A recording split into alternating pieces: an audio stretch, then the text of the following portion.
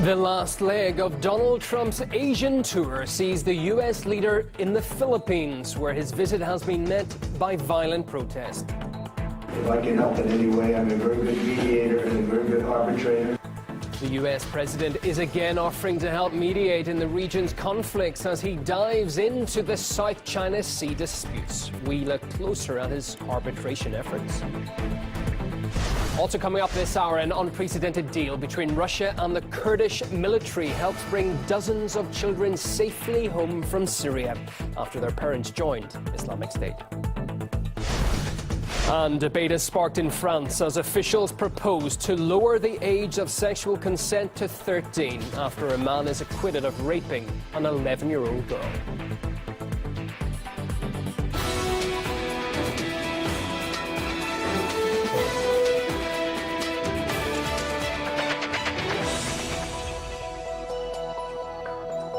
Live from our International News Centre here in Moscow, this is RT International. My name's Ewan O'Neill. Welcome to the programme.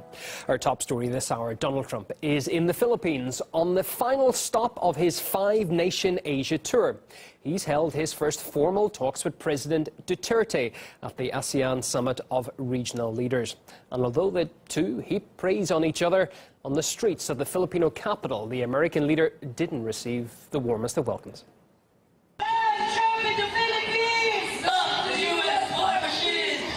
Well, hundreds gathered again in Manila following Sunday's violent marches against his visit. Clashes with police saw officers resort to using water cannon to disperse the crowds. Well, back to the actual summit. If there's one thing that should be second nature to Donald Trump, I suppose, at gatherings like these, it's his presidential handshake. But it proved to be a challenge when he took to the stage with his fellow leaders. And now for the ASEAN handshake, right over left, in 1, 2, and 3.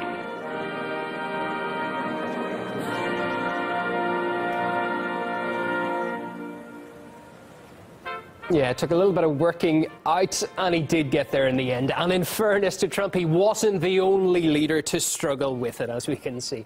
As for the more important business at hand, the U.S. leader's been positioning himself as a peacemaker in the region's trouble spots. He's been offering to mediate in the territorial disputes over the resource-laden South China Sea. If I can help in any way, I'm a very good mediator and a very good arbitrator. The disagreement over the area involves several countries. Both land and sea are being contested. An estimated $5 trillion worth of trade passes through that route every year. The president of the Philippines, Rodrigo Duterte, had this warning for those seeking influence over the region. Hotheads would like us to confront China and the rest of the world on so many issues. The South China Sea is better left untouched. Nobody can afford to go to war. Nadira Tudor now looks at Donald Trump's latest attempt at promoting his peacekeeping services abroad. U.S. President Donald Trump, the mediator and arbitrator. Or at least that's what he seems to think. Let's have a look at the conflicts he's dabbling in. There are at least two major conflicts currently brewing in this region, and the longest and bloodiest one is between Israel and Palestine.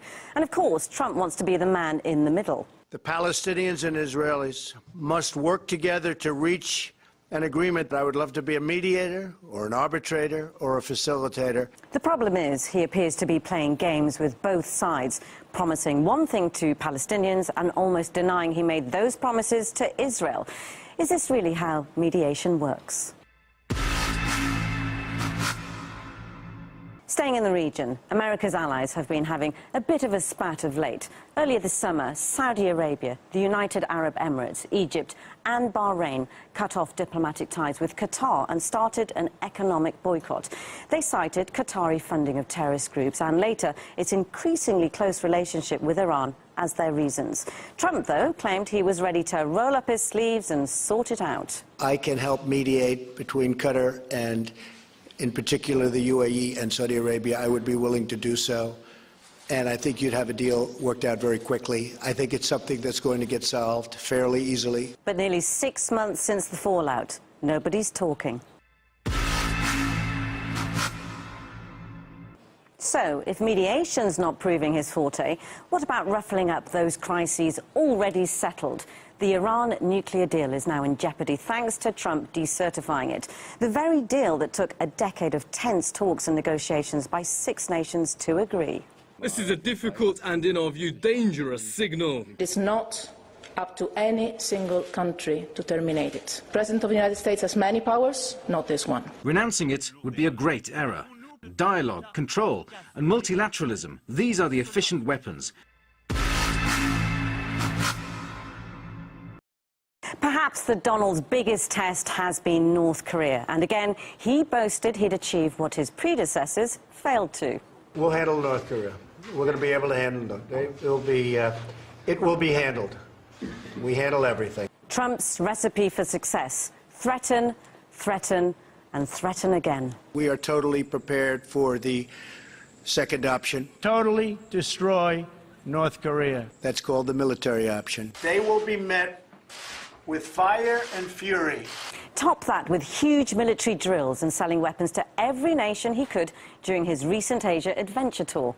Prime Minister of Japan is going to be purchasing massive amounts of military equipment, as he should. He will shoot them out of the sky when he completes the purchase of lots of additional military equipment from the United States. The President and I have agreed they'll be buying which they want and which they need, and everybody thinks it makes a lot of sense. We make the greatest military equipment in the world, and South Korea will be ordering billions of dollars of that equipment, which frankly for them makes a lot of sense. We make the greatest missiles in the world, greatest planes in the world, greatest commercial aircraft in the world. So we would like Vietnam to buy from us. There's little doubt Trump's a good businessman. But as we asked at the beginning, would anyone call him a good mediator and arbitrator? Nadira Tudor, RT. Well, Asia Affairs analyst Andrew Lung says Donald Trump's offers are more about scoring points for the U.S. than finding diplomatic solutions.